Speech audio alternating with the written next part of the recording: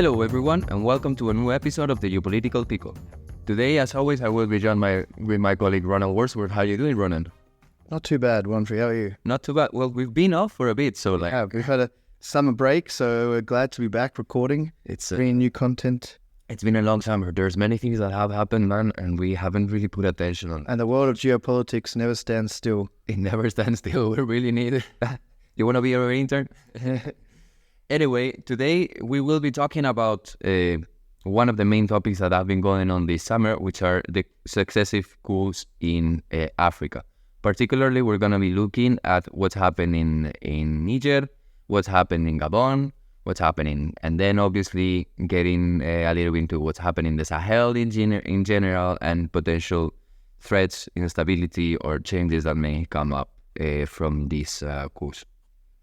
Just as an introduction, Ronan, could you give us what happened in Niger? Yeah, so I think I'll get us started there. On the 26th of July, we woke to the news that the presidential guard had surrounded the presidential palace in Niamey, the capital of Niger. And after initially conflicting reports over the armed forces on which side they were supporting, it turns out that they had joined forces with the presidential guard and overthrown the president. Ali Bongo, the president, There's going to be a lot of names. Mohamed Bazoum. If there's some miss, we're really sorry, but there's a lot of names coming in today. So they announced that they'd overthrown the president, Mohamed Bazoum. And this marked the 7th country within the Sahel to experience a successful coup d'etat just in the last, since 2020, so in the last 3 years. And Niger is actually quite an interesting case, I think, to start with, because its reasons are similar to some of the other countries, but also different. And also, I believe it has an outsized geopolitical impact because of the strategic importance of Niger to different allied partners, such as the US, such as Europe, France, and then the regional dynamics with Russia actually coming into the Sahel and creating a different relationship for a lot of these governments.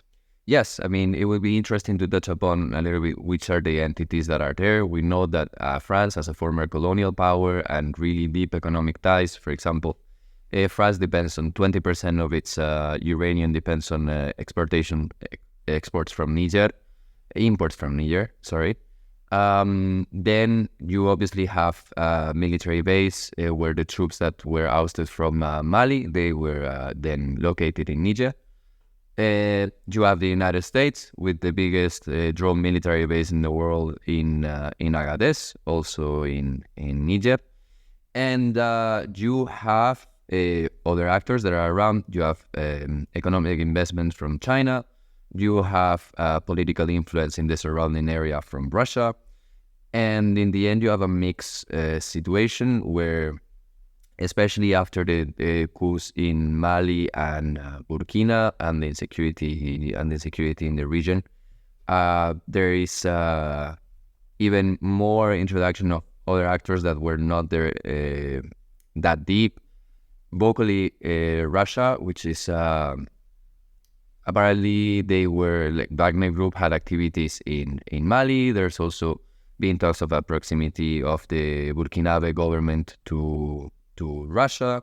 And now, although apparently and at first sight it doesn't seem like the coup in Niger was motivated by a pro-Russian idea or so on, it is true that it is taking this rhetoric that already Mali and Burkinabe had, which are anti-colonialist, anti-French, and going towards a little bit pro-Russia. If you check the images of the demonstrations in Niamey, for example, like you have the Niger flag, the Russia flag, and we've commented among us sometimes the North Korean flag. Yeah, which was that was a surprise to see. And this anti-imperial, anti-colonial messaging has been pushed for a long time by Russian propaganda agencies within this region of West Africa to try and drive even higher rates of anti-French sentiment. So anti-French sentiment has been there for a long time in a lot of the post-colonial space of France, where France actually still has quite a difficult relationship with a lot of their old colonies, where the colonies are asked to pay repatriation for the development that France had. So, which is very different to, say, the English ex-colonies, which were kind of left alone at the process of decolonization, maybe with some political leverage and some political attempts at manipulation. But the French have been much more involved with the internal governance of these countries.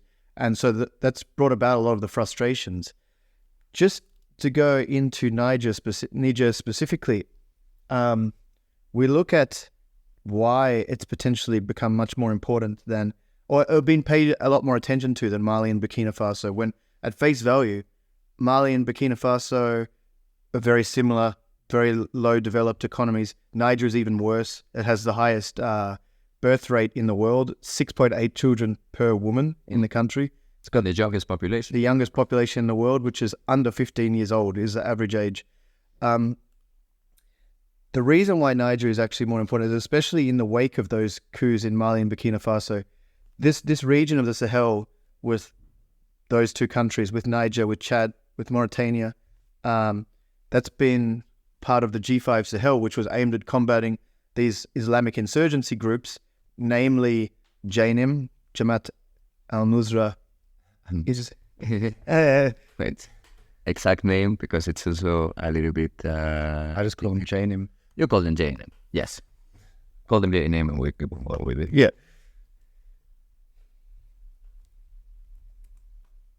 Jamaat al-Nusrat al-Islam wal Muslim. I just say JNIM. So namely JNIM, who are affiliated with Al-Qaeda, and probably the biggest stronghold of Al-Qaeda remaining in the world, as well as ISWAP, which is the Islamic State in the West African province, who's obviously associated with the Islamic State and is also the largest hub of the Islamic State still remaining after the war in terror in the Middle East, etc. So these two groups, as well as smaller, there's a multitude of smaller Islamic jihadi groups as well, but those are the two main ones that have caused the biggest disruptions in the region. And for Europe, that has created a bit of a security dilemma, because they don't want these big Islamic insurgency groups just down to the south, when they've already got a migration crisis coming across from countries such as Tunisia, Algeria, where the boats come across, and Libya, and we could go back to the situation around the 2013, 2014, 2015, when there was a spate of terrorist attacks within Europe from people that had immigrated from North Africa specifically. And so allowing these terrorist groups to be propagated with there was not really a good option that Europe wants to entertain. So they've spent a lot of money, over 1 billion euros, as part of this G5 Sahel mission to try and combat this Islamic insurgencies. And overall, it was quite successful, I would say.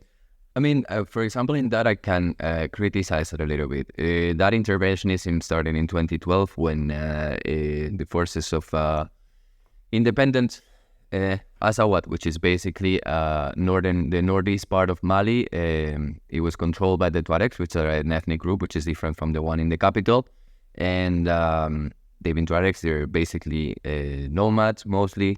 And they've got the trouble with the central Malian government for decades now. And at one point, they allied with Islamist groups, and they almost overran Bamako, the capital in the south. But the government called in France to help with the counterinsurgency. That was Operation Serval, lasted until from 2013 till 2014, and then in 2014 we started with Operation Barkhane, which was supposed to well, it's got many different goals in the 8 years that was in place, but initially it's to improve the security situation in Mali and thus in the entire region, because geographically speaking, it is relatively understandable why these countries have this insecurity, because most of their borders are totally porous and uncontrollable. The G5 Sahel was put there in order to try and make those borders more controllable, but it is really difficult. It's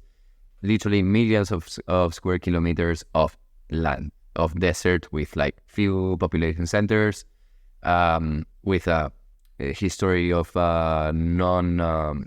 with a cultural history in those regions that don't necessarily have to go with the one of the capital of the state. Yeah, exactly. There's no presence of the Exactly. of the state forces within these border regions, which are often called black spots, I guess, because Exactly.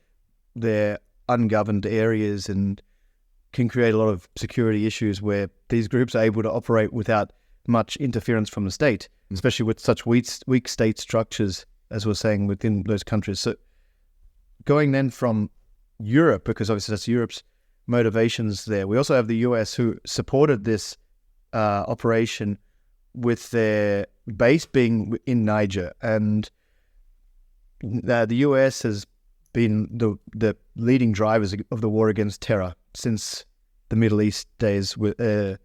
And so this was just an extension of that. Seen it as the new frontier, exactly. The new frontier. And so the US has two massive air bases which cost in excess of hundreds of millions of dollars to build and still tens of millions of dollars to operate every year. One in Niamey, US Air Base 101, and US Air Base 201 in Agadez, which is, as you said, the biggest drone base in the world. And these have fully functional runways that are capable of taking the C-130 Hercules, massive transportation aircraft. So these are serious bases for the US and for their strategic presence in the whole region. And that's why the US hasn't really been, because France has been super vocal against these coups and so on. The US, although it's been like vocal, like it said that they condemn the coup. Exactly. Yeah, but it's not been super enforcing all this. So like we have seen Anthony Blinken just calling for democracy to prevail, blah, blah, blah. But they've not been necessarily supportive of the threats of intervention, which we'll touch on now maybe. So within the region, we've seen these other coups, and there's never been any there's been a political condemnation, but there's never been any threat of any military action against the coup leaders previously to this coup in Niger. And this time ECOWAS, which is the Economic Cooperation of West African States, which is a 15-country bloc, of which all three, Mali, Niger, Burkina Faso, are members of, although everyone that's had a coup has been suspended from the group. But suspended doesn't mean being out. Exactly. It's suspended. So they have never previously threatened intervention, except this time we've seen a lot of threats of intervention. Whether it would actually materialize or not is another issue because of the costs. I mean, a lot of these countries are also very poor themselves, and so like their military is not even extremely organized. Exactly. I think I would say they would be strong enough to overthrow the Niger regime, the junta there, even though Mali and Burkina Faso have said that they would support them. Mm-hmm. If you look at the security situations in both of those countries, they're really not doing a good job of their own domestic security, let alone being able to stop an ECOWAS intervention. And the reasons maybe behind the ECOWAS intervention and why it this time might be different. So we've seen the Nigerian president, Bolo Tinubu, take over the presidency of ECOWAS recently, and he himself only won an election in February. And because of that, he said that under his watch as president of this, there will be no more coups tolerated within ECOWAS. And then pretty much soon after he's announced that, we see the coup happen in Niger. And Nigeria has actually quite a big stake in what happens in Niger. As people may know, in the northeast region of Nigeria, where it borders Niger within the Lake Chad Basin area, that is the stronghold of Boko Haram, who shot to fame when they captured the Nigerian schoolgirls back in 2014 and have committed plenty of other terrorist attacks, and they sort of have ebbed and flowed in strength over the past few years. They're much weaker than they were at the height of their power in about 2014, but a weak central government in Niger would allow Boko Haram to sort of retreat back to the border areas there and regroup and strengthen, and then pose a much bigger threat to the Nigerian government. So Nigeria has that's part of the reason I'd say they have an outsized reason to want to intervene on behalf of ECOWAS. But also because of the reasons, as we said, with France losing influence there, and they've got their own military base there with 1,500 troops stationed, they have also wanted to support this ECOWAS intervention because they've sort of got nothing to lose. They're being put as a scapegoat behind the political situation. I mean, it's in a way, it's a legit scapegoat. Like it is, yeah. There's legitimacy to it for sure, exactly. But then they've got nothing to lose, so they said they'll support this coup. Whereas the US has a lot to lose. They still have these bases at the moment. The military junta has not said that the US has had to leave. As you said, they've sort of left the US out of the question entirely. It's all been focused on France. So the US is trying the path of diplomacy. They're not threatening any intervention at the moment because they've got more to lose within the country in terms of these two very important strategic bases. Yes, and where does here enter first, it is true that with the security situation, like Nigeria may have those ideas of entering Niger, but I also feel that there may be even an own fear within Nigeria that this may happen in the short term. Maybe do you see that happening? Or I think Nigeria is too stable for that to happen. They had the elections recently, although there was lots of criticism internationally about different irregularities. Say, overall, it was quite a democratic process, I think, compared to a lot of the other African elections. Yes. There was some protests, but actually, in my opinion, Tinubu so far has taken a bit kind of an extreme approach to the presidency compared to previous Nigerian presidents. Like, if we look at just a few examples, there's the fuel subsidy, which has been in place in Nigeria since the 70s, and this has been tried to get rid of for over 30 or 40 years by different presidents, and they always back down in the face of protests. And Tinubu's been able to eliminate the fuel subsidy because it costs the government about 60% of government revenue went to a fuel subsidy, which makes no sense for an oil-producing country. But obviously, by removing it, the fuel price goes up, inflation increases, so it's wildly unpopular. But he's been able to stick to his guns and implement this fuel subsidy, even in the face of massive protests. And it's what the country needs, but no previous president has been able to do it. And I'd say that is a strong indicator of his relative feeling of strength within the government, that he is able to not back down in the face of big protests. So I wouldn't say it's necessarily coming from his fears of a coup within his own country, but every coup in the region creates more instability. Yes. And creates more pockets of maybe dangerous places where, as we said, terrorist Islamic groups can thrive, where these are big drivers of instability, and maybe then they could eventually grow into being more present in Nigeria and then destabilizing the security situation in there. So, yeah, I wouldn't say it's necessarily coming from his own fear, but from a fear of the greater deteriorating security situation in general. Then I would like to talk a little bit of like how has that security situation evolved a little bit, especially in the countries where there's now a different outside influence. So we're talking that Mali and in general the Sahel, G5 Sahel comprises Mauritania, used to comprise Mauritania, Mali, Niger, Burkina, and Chad. Mm-hmm. Out of them, 3 of them have had a coup in the last 24 months. Well, we can say even for Chad is like... For Chad, Chad is kind of a bit of a strange situation. The president, Idris Deby, died on the front lines of battle, apparently against insurgencies, which was a very strange story. Super weird. His son took over. His son, Mohammed Deby, took over the presidency, who was the leader of the armed forces, and hasn't had an election. So effectively, it is a coup d'etat because the military has taken over the operations of the state.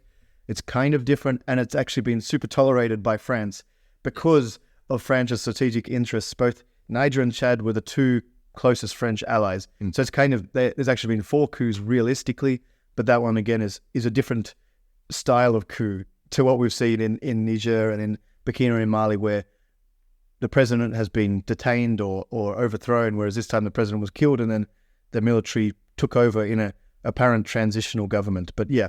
Mm-hmm. I mean, in that sense, what I wanted to mention is, so this G5 Sahel was created to try and fight insecurity. To try and fight insecurity and to try and basically counteract the Islamist groups in the region and so on. The violence in the region, however, didn't actually reduce. It grew in the past decade.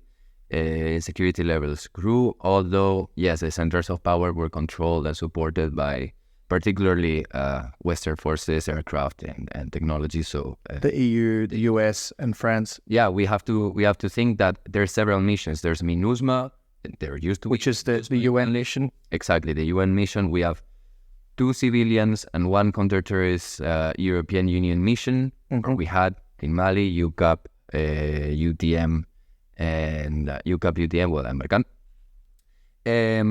We have the US also investing money in the region, and with, as we were mentioning, drone bases and basically logistic support. It's not that many troops on the ground, but the international forces at one point in the Sahel amounted for 20 something thousand soldiers, which, given the capacities of these states, for example, Mali at its height, the armed forces of Mali, the FAMA, had around 15,000 soldiers. So we're talking about a really important bulk of foreign, or let's say international, because obviously Sahel in the end it's their own troops, but within another scheme. And now one of the reasons for these coups, like one of the reasons that has been given in Mali, in Burkina, and in Niger, has been that insecurity, that rampant insecurity. But with the examples that we have from Burkina and from Mali, in Burkina, since the coup, there's been an increase of 46% of territory affected by militant Islamist activity, and there's tripled the victims of militant Islamic activity since the coup happened in comparison with the 18-month period right before the coup. And it's very similar. It's very similar in Mali. There's also been a huge uptick in attacks around Tripoli as well there, and they've also lost about 40% of their territory to Islamic groups since the coup, which was staged by the military for the reasons of insecurity. So it's really it doesn't make sense for now Niger to use that excuse. The statistics prove that the situation deteriorates rapidly after the security forces that take over governance and kick out Western troops and have replaced them, typically with Russian Wagner troops. The security situation has not improved at all. It's actually gotten worse. And I mean, I just want to say quickly now on Wagner, because that's a whole another thing altogether, which we'll have to cover eventually. But it's very hard to say exactly what will happen with these Russian Wagner forces in the wake of Prigozhin's death. But Russia wants to take over these operations. That's a whole nother episode, I think. But in the end, it's we can summarize it a little bit in like Russia is looking to open the front of Ukraine to Africa so that they can get more support with international institutions and so on. They've done a big job in the last year and a half in Africa, trying to like influence. And it helps them evade sanctions. There was one thing that is like, we should study like this policy of bringing Russian flags, so that if there is a coup, there is at least 300 people with a Russian flag. Because if not, where would they get it from? Yeah. Like you bring your Russian flags and so on. But also, we do have some results already from Mali, although it's not official, but it's claimed and it's more or less known that Wagner was working with the Malian military after the coup. And there's been reports from the UN that say that they've committed genocide. Yes, that they committed war crimes and that they've been attacking civilians. And there's mass graves in villages of small ethnic groups, and So, like the first impression, at least, is that the security situation doesn't necessarily get better, at least for the white population, or for all of it, or for the minority ethnic groups. Also, I think it would be important to note why is economically this region important, particularly this triad, and then we can go, I think, into yeah, I think so, and to like Senegal, Rwanda, this stuff that is going on there. But just to point out, can you give us a little bit of an idea of why is this region economically important? So these countries are all very poor, yet they're still very resource rich. So as you mentioned earlier, say Niger has large uranium reserves. They supply a lot of France's total uranium. They also have a large amount of gold, which is mined and exported. That's the two major sources of income for Niger. While Mali also has gold, it has lithium. They opened some massive lithium mines recently in Mali, and Burkina Faso also has different gold mines, and I believe, I don't know what they have. There's also stock, livestock that they produce. Like basically, it was exported to France previously. You have iron ore from Mauritania, which is in the region too. Chad is a major oil producer, and the new pipeline from Nigeria and Chad was due to go across Niger to service the European market. So it's also an important corridor to be able to protect this oil and gas pipeline. See, that's another reason why I thought that the new Nigeria's president would be more willing to use ECOWAS. Possibly, yeah. Because they export indirectly oil to a Europe that is looking to diversify their energy source away from Russia. Yeah. Although, I mean, sketchy though, because I mean, geographically speaking, from the beginning, this pipeline had to go through Niger, had to go through Algeria or Tunisia or Libya. Yeah. Or Libya. It's like you're not like the closest friends with any of them, so it's a little bit sketchy. But yes, I mean, in the end, these countries, although they are economically poor and they're resources, they're clearly underdeveloped in many aspects of the state system. They have resources. Yeah. And another of the reasons within this anti-colonial rhetoric is we can get our resources back, blah, blah, blah. Like you have really big French corporations like Total or Orano that like manage these sites.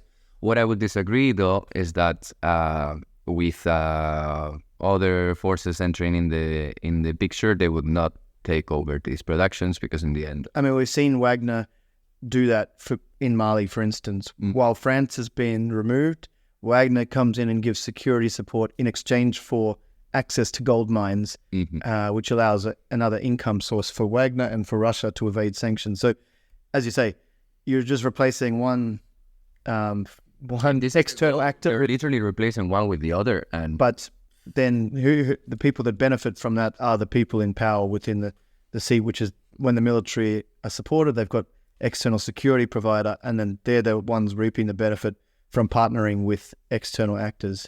So now to speak about... I think we made a big picture of like Niger and Niger, and then Chad, Mali, Burkina. And then like going away from necessarily those countries just to a bit lower down in Africa to go to Gabon, which has also had a coup just 2 weeks ago. The president there, Ali Bongo, was ousted following elections. I think they were on Saturday, August 23rd. Yes, was the elections. Hours after the result was announced, which was Wednesday. Yeah, the following Wednesday, the results were announced. He declared himself the winner, and yet then the military intervened and said that they're taking back control because of the lack of democracy, because of the lack of development. And again, so this is kind of a different type of coup to the other ones, because this is similar to a lot of the African countries where the Bongo family, so Ali Bongo himself had been in power since 2009, and his father had been in power since 1960. It's a family rule of 55 years. Exactly. Yeah.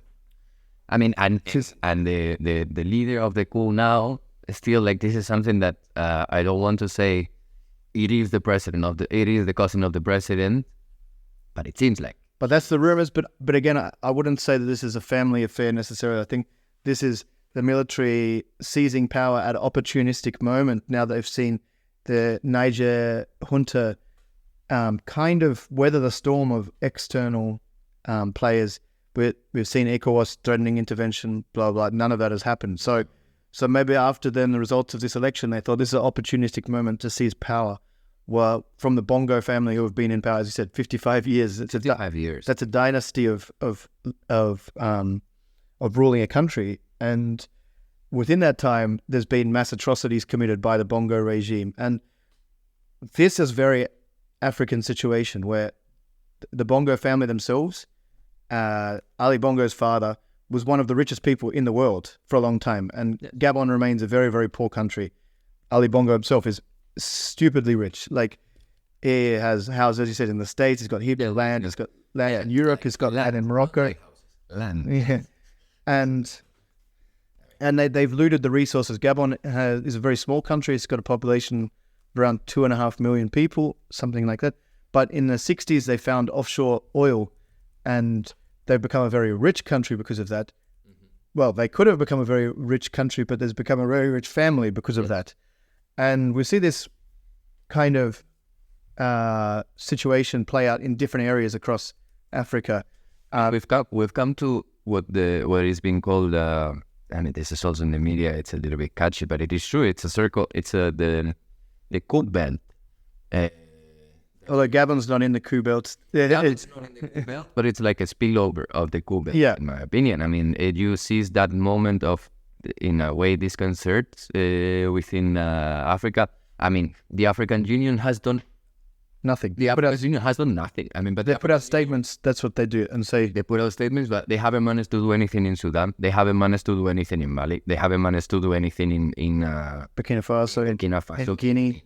They're nowhere. Like, exactly. They're even in Sudan, which also right now is in a state of civil war, basically, between the military that ousted President Omar al-Bashir in 2021, and the special forces. Well, the RSF, which were the second force. They both combined to overthrow Omar al-Bashir in 2021. Now they've come into a power struggle, and the African Union managed to do nothing. But also in Ethiopia 2 years ago, with the Tigray situation, it's been an inaction that it's perceived, in my opinion, by certain actors in the African continent, and they can they're exploiting. And what we've seen in response to these coups within the country, say in Gabon right now, we see the youth in the streets celebrating the coup, and it's a complex situation, but the reason that they're celebrating the coups is because this one family had been enriching themselves off the country for a long, long time, and now they see there's a possibility for change.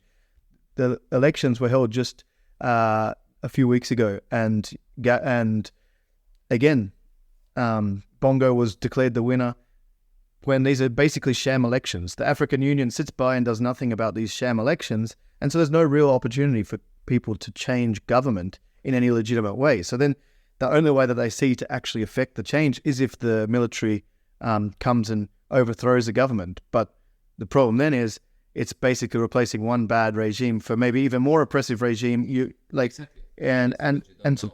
Exactly. It's you might have some hope as opposed to just being stuck in the same thing. Because on the same weekend as the Gabonese elections was the Zimbabwean elections, and the one party ZANU-PF has been in power since independence in 1980. Ruled for 37 years by Mugabe, who was overthrown in a military coup by his second in charge from the same party, Emerson Mnangagwa, the president now. And Mnangagwa won the dispute elections 2018, and I already predicted exactly what the results would be before it happened, because it's so obvious. They they always have a veneer of of being legitimate elections. They say, okay, we won 55% of the vote, because that's a believable number. You can say, yep. And actually, both candidates claim themselves winner, but ZANU-PF. Exactly, because they own the government institutions, so that the electoral commission is run by the state. So if we look at Zimbabwe and then Gabon, they're almost the same situation, but one didn't have the military overthrow them because they've got a good stranglehold on the military. And in Gabon, I guess the military just had enough and thought it was an opportunistic time to move. And yet, this is not just within Zimbabwe. This is not just within Gabon. We see other countries. We see Rwanda, Uganda, Cameroon. There's just many countries. Hours after the coup in Gabon, you have the president of Cameroon. I can't remember his name right now. Paul Biya, reshuffling 90% of his military leadership. And he's a 91-year-old. He's a 91. He was very sick last year, and there was rumors that he was going to be overthrown because he's a 91-year-old man that's been in power for over 40 years. Paul Kagame has been in power since 1995 in Rwanda and is very authoritarian, although arguably economic development has happened. But he also then went and reshuffled his security forces, trying to shore up their position and trying to prevent any opportunity for a coup in the country. And it's clear that whether it works or not, they do perceive that threat that is coming either from the military or from a support of the population to a military. Exactly. Which is even more. Like they cannot, for example, Ali Bongo in Gabon, like when he made this video from his house, because he's in house arrest, made this video, he didn't even... The video he doesn't even seem to address the population in Gabon. He addresses his our international friends. Come and help us because like they're holding my family or whatever. It's like, that's because you're not that convinced that the population will actually go for you. And you have reasons. Exactly. Because we see people out there celebrating. Like in 2016, there was a disputed election in Gabon, and the security forces went out and massacred a bunch of the opposition's forces. So there is not without reason to fear the population. Exactly, not even the opposition. The opposition that was in the elections, they've said, okay, we want to return to civilian rule, but we're actually happy of having Ali Bongo ousted. We want democratic, blah, blah, obviously. But they weren't unhappy with Ali Bongo being ousted because there is this creep. And that leads me a little bit into, because I feel like we've done a pretty complete overview of what's going on. But now I want to put a little bit the focus on what may happen, because it's just gone so fast. I'm pretty sure that we will be wrong with the timeline, or there may be some country that we are missing from the picture that may jump onto the main scene. But because of what we mentioned, that the youth seems to be at least not against the military coups. Like, I wouldn't say necessarily because that we don't have it, but I wouldn't say like they're extremely euphoric as supporters. Yes, we see videos with demonstrations and so on, but obviously like those can be created by the regime in place, so it's not the best information source. But knowing that there is this disenchantment of the youth with African leaders, and that this has been going on really fast, but at the same time relentless. How do you see? Because I perceive it like I can foresee a couple of years of instability for many other countries in Africa, seeing what's happening in this. If for whatever reason, like the governments in especially in former French colonies, because we have to remember that they're all former French colonies in the last years. And there's this anti-French sentiment and so on. Like, I could foresee something else going on, or like even there's been some talks of like Federation of Burkinabe and Mali or stuff like this, and political developments that maybe have not been seen in the continent since the days of the Cold War, basically. I mean, I don't know how you see it. I don't know if you see it as that. I think what we will future of Africa. I don't think it will, but what we will likely see is maybe more attempts at coups, and then subsequently more authoritarian rule, where Africa's already been on a backward slope in terms of democratic backsliding. And so we see more... It is true. Backwards from what, though? Because, I mean, some of the... Exactly. Some of the, as we said, like a lot of these elections are just sham elections. But we have seen good examples of democracy. Say Niger was actually a good example prior to the coup. They had a big problem with coups from before 2010, and then after this presidential guard was implemented, they haven't really had that problem. And 2021 saw the first handover of power from one civilian rule to a different civilian rule. Mm-hmm. And that was a good example of democratic progress within Africa, and was legitimate elections and everything. And now we see that massive backslide, and we see authoritarian tendencies take over, military regimes take over. And I think that is the general trend, with greater instability, with this disenfranchisement of the youth with the performance of central governments, we're likely to see more instability and potential for more coups as well.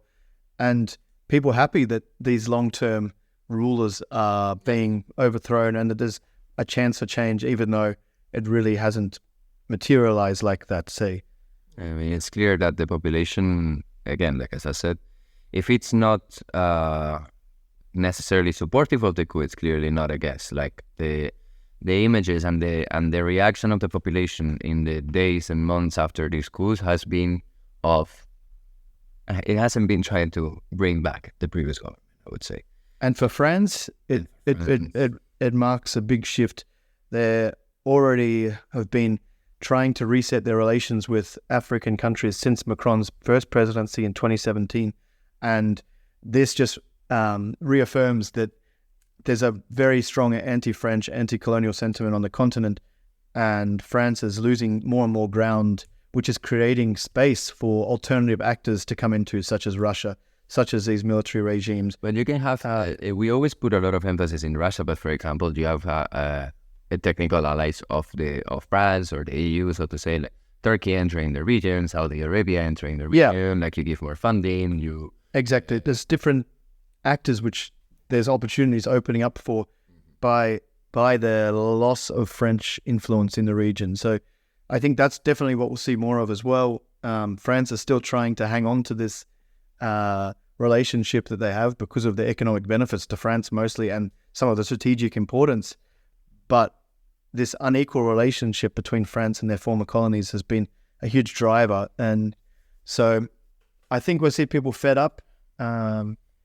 But until the African Union can get some teeth and actually be able to do anything, or regional blocks such as ECOWAS, such as SADC within the Southern African Development Community, which is where Zimbabwe's elections were, and they came out, their observers said that the elections were tainted, and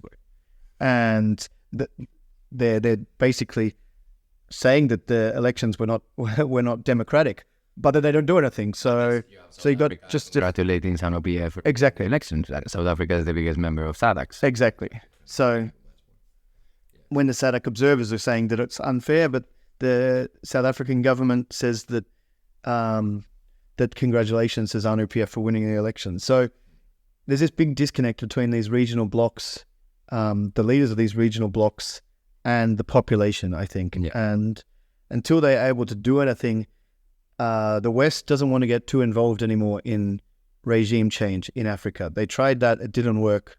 It propped up a lot of these dynastic France, exactly, and then France has been the ones that propped up a lot of these dynastic regimes, which have looted from the population and enriched themselves, and the countries remained extremely poor.